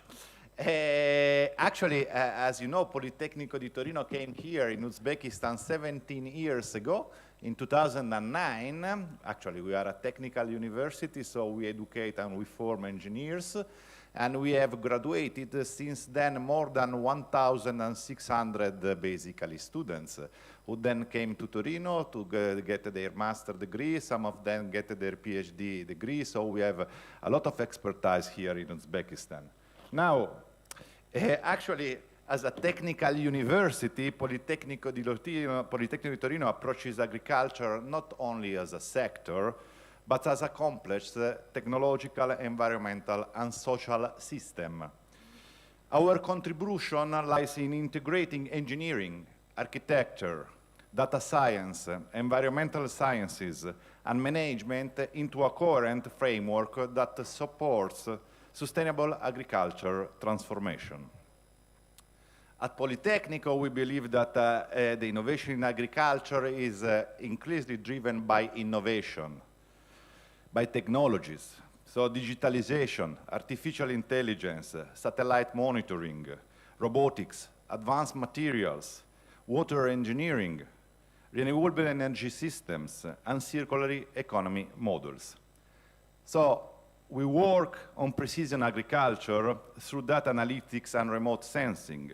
We develop smart irrigation systems to optimize water use. We design renewable energy solutions for rural and agro-industrial environments. We study resilient infrastructure for food processing and logistics. We integrate environmental monitoring with predictive modeling to support decision-making. In other words, we see agriculture as an interconnected ecosystem where technology, sustainability, and human capital must evolve together. But technology alone is not enough. Actually, as a Vice Rector for Internationalization, I firmly believe that our role is to create collaboration, international collaborations, between institutions, between researchers, between students, and between innovation ecosystems. So Politecnico di Torino is ready here to work as a system with our Italian partners, with Uzbek partners, and across Central Asia. And working as a system means developing joint research projects on sustainable agriculture, water management, agri-tech, and energy integration. Creating dual program and mobility pathways to educate engineers and researchers with international perspectives. Co-designing laboratories and innovation hubs where academia, industry, and public institutions collaborate. Supporting capacity building through doctoral programs, faculty exchange, and shared supervision of PhD candidates. And finally, engaging companies and startups to transform research outcomes into real economy and social impact. So we don't see cooperation as one direction and transfer of knowledge. We see it as a mutual learning. Uzbekistan has a rich agricultural heritage, strategic geographic positioning, and strong potential for modernization and technology transformation. Collaboration allows us to combine your regional expertise and context-specific knowledge with our experience in engineering-driven innovations. So together, we can develop solutions adapted to arid climates, efficient water management systems, digital farming platforms, and sustainable agro-industrial value chains. So the future of agriculture will depend on three pillars, actually. First, technological integrations, from satellites to sensors, from data platforms to automation. Second, sustainability, means environmental, economic, and social. Third, education, so preparing professionals capable of interdisciplinary thinking and interdisciplinary integration. So universities, Italian, Uzbek, and Central Asia University must act not only as knowledge providers, but as innovation platforms and neutral spaces for dialogue between governments, industries, and civil society. So we are ready to explore concrete initiatives with Italian and Uzbek universities, research centers, and institutions. We are ready to build long-term academic partnerships. And we are ready to contribute to shaping a new generation of engineers and innovators who will design resilient agricultural systems for the decades ahead. So let this forum be not only a place for discussion, but the starting point of structured, enduring collaborations. Thank you for your attention, and I look forward to working with you.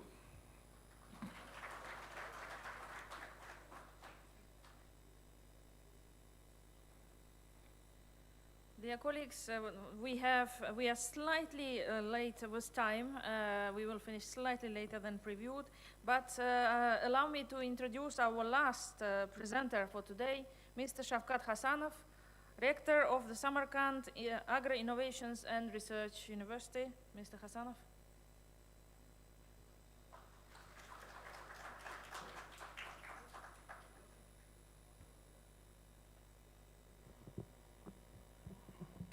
Assalomu alaykum hurmatli forum ishtirokchilari. Ruxsatlaringiz bilan vaqt bilan juda qisqa vaqt deyapti moderator tomonidan, shuning uchun qisqagina slayd bor. O'sha slaydda asos jihatlarini bir 2 minut 3 minutda ko'rsatib bersam. So good morning ladies and gentlemen. My name is Xalqaro Forum, as moderator already presented. I'm rector of Samarkand Agro Innovation Research University, one of the youngest agrarian university in Uzbekistan, is located in Samarkand. Today, I would like to introduce briefly about our university and then what kind of collaboration between Italian and our universities is providing in nowadays. So, you may see brief information about our university. We are young. We are not competing with Italian university like over than 100 or 200 years ago, but we already established 2020 as Samarkand branch of Tashkent State Agrarian University, and since 2023 we became independent institution, Samarkand Agro Innovation Research University. Although we are young, we have all this how to say, level of education we have right now. We have bachelor, master, and PhD courses together. You may see we have 2 faculties, and then we already accepted internationalization strategy in our university. You may see our how to say map in which countries university we are right now. We have some formal agreement we have right now. Of course, European countries is leading. Italian university we have right now 5 universities. You may see here as our partners, logos of our partners, which we are right now, which already established joint collaboration with this different field of education, science, and extension. So, if you come, right now is ongoing projects, research project. Today is more paying attention in this forum, paying attention for research and ongoing for main projects. You may see here is 6 projects right now is funding by different foundation from Japan, Korean, and then Switzerland, and of course in the European Union. One of the project is Erasmus project right now is food technology and open university concept together with right now with our European colleagues. So recently we signed agreement memorandum. Italian universities you may see here is University of Pisa, Padua, and then also Perugia, and of course Tuscia. And 2 of our colleagues already mentioned our collaboration with our university. So big event last year in our university, it was like establishment of a joint campus, jointly with University of Tuscia. Right now we already started, today is Vice Rector Simone Severini already mentioned that we already started 2 bachelor courses and 2 master courses together in agricultural field. Food technology, organic agriculture, circular economy, and agriculture courses. We already admitted students, our students in bachelor and master courses. Right now, for example, Enrique Masconi right now giving lectures in our university. He came for block courses during 2 weeks. He will be here in our university and they're giving lectures and practical lessons to our students. So yeah, and so we would like to extend our collaboration not only in bachelor or master and also the PhD courses. Today is Severin already mentioned we would like to sign agreement to say PhD sandwich courses together in the future also. And also we are very happy to extend other collaboration with other Italian universities as well. So another, also already mentioned, it's Giovanni, Vice Rector of University of Pisa, Giovanni and Alessandro Guidi, a professor, she right now is taking picture. We just, last year we applied, we submitted one joint call, Italia-Uzbek research call to our Innovation Development Agency of Uzbekistan, and recently they announced results, and in the results we won one project together, and we would like to start very soon and this summer. It's a new project, Farm to App. It's a digital innovation for sustainable food supply chain, and we would like together with Andijan, our partners, and Samarkand medicine, veterinary medicine, livestock and biotechnology university together. and from Uzbekistan and from Italian side, some companies also involved in this project. We would like to start as soon as possible, and then it's also another opportunity to cooperate with Italian universities. So, because the time is very limited, therefore, I would like to stop here, and then thank you very much for your attention. Thank you.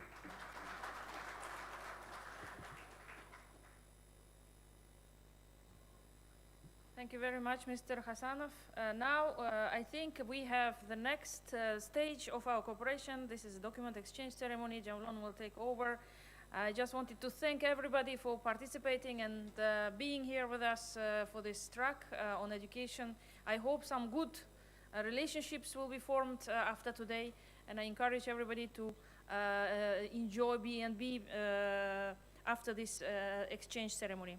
I would like to mention that in the afternoon there is a trip to Islamic Center of Civilization. I really encourage all of our guests to definitely visit this place if you have not visited yet already. It is really a masterpiece for this kind of museum. Once again, thank you very much, and thank you for attending. Thank you.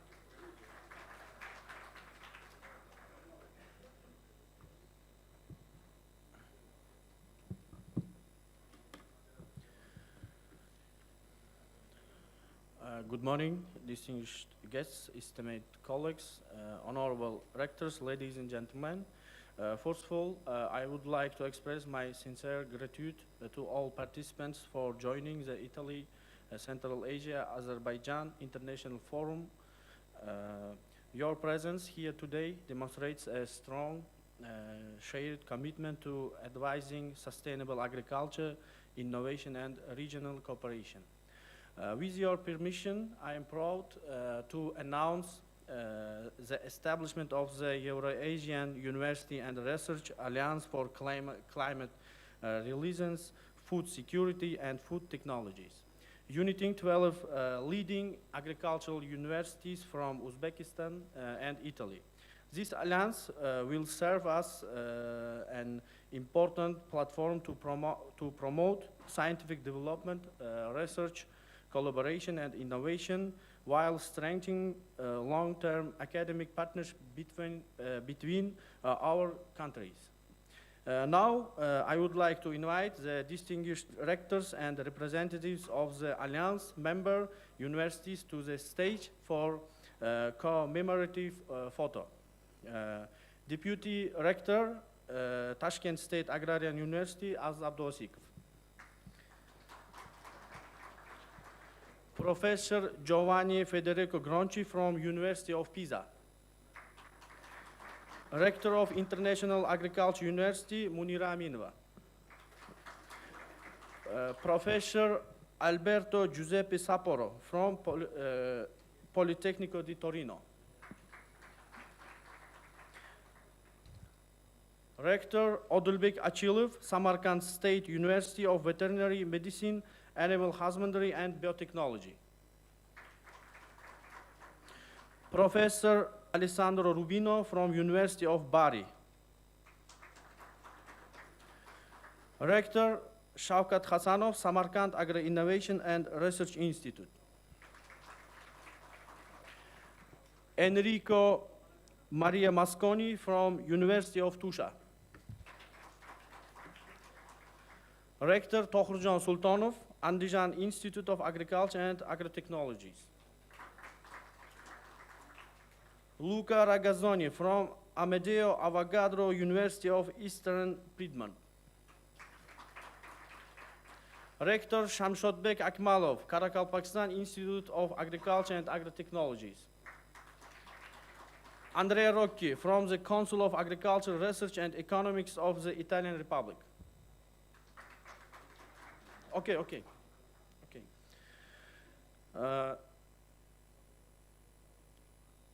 We can take a group photo, and after that we will go next stage.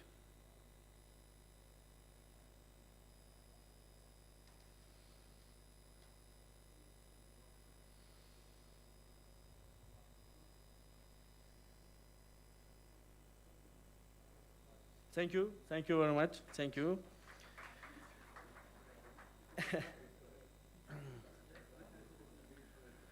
Thank you for our rectors, our representatives from university and institutes, and also please remain on stage as we proceed with the exchange ceremony of signed cooperation agreements.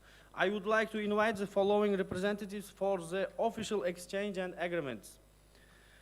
Rector Aziz Abdouasikov from Tashkent State Agrarian University and Silvano Fares from the National Research Council of Italy.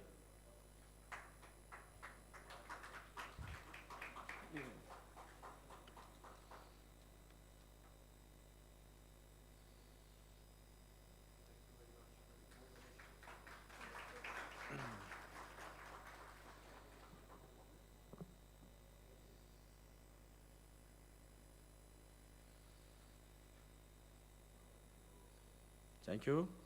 Rector Xalqaro Forum, Samarkand Agri Innovation and Research University. And Simone Severini from University of Tusha.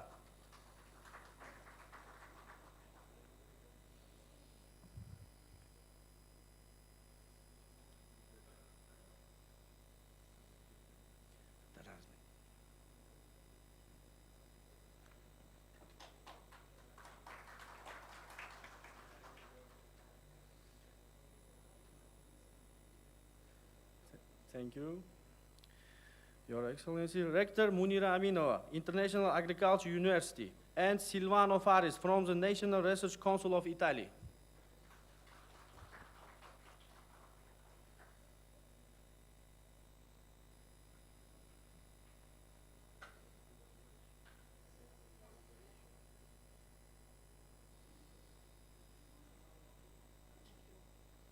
Thank you. Rector Odilbek Ochilov, Samarkand State University of Veterinary Medicine, Livestock and Biotechnologies. And Alessandro Rubino from University of Bari, Aldo Moro.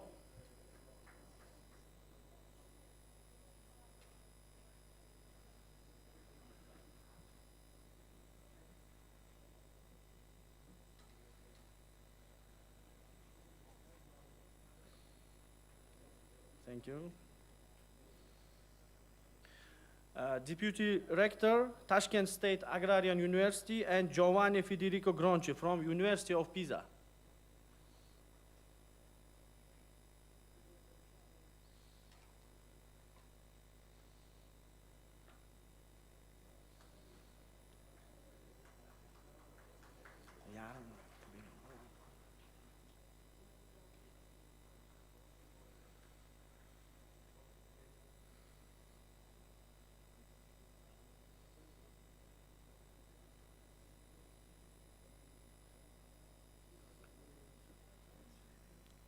Ladies and gentlemen, I would also like to express our special appreciation to the Council for Agriculture, Research and Economics of the Italian Republic, represented by Andrea Rocchi.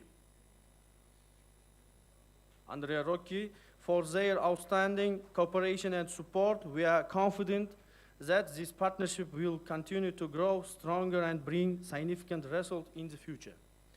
I would like to invite the distinguished rectors and representatives of the National Center for Knowledge and Innovation in Agriculture for a commemorative photo, please. I kindly invite Andrea Rocchi, Consul for Agriculture, Research and Economics of the Italian Republic, Deputy Rector of Tashkent State Agrarian University, Aziz Abdouasikov, Murod Rahmonkulov, Cotton Breeding, Seed Production and Agrotechnologies Research Institute. Fakhruddin Kyrgyzboyev, Scientific Research Institute of Horticulture, Viticulture and Winemaking. Zafarjan Ziaev, Research Institute of Plant Genetic Resource.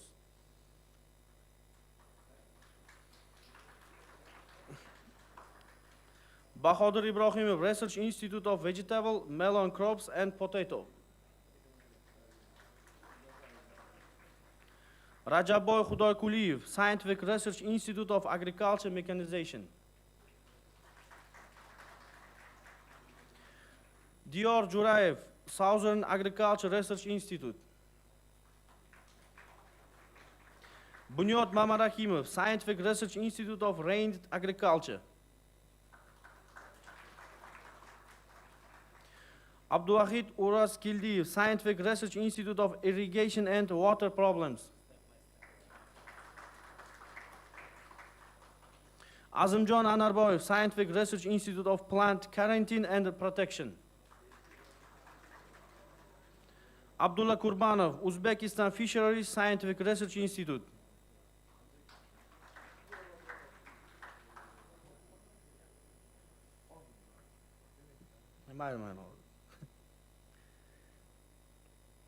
Okay. Azamjon Nurmatov, Scientific Research Institute of Livestock and Poultry.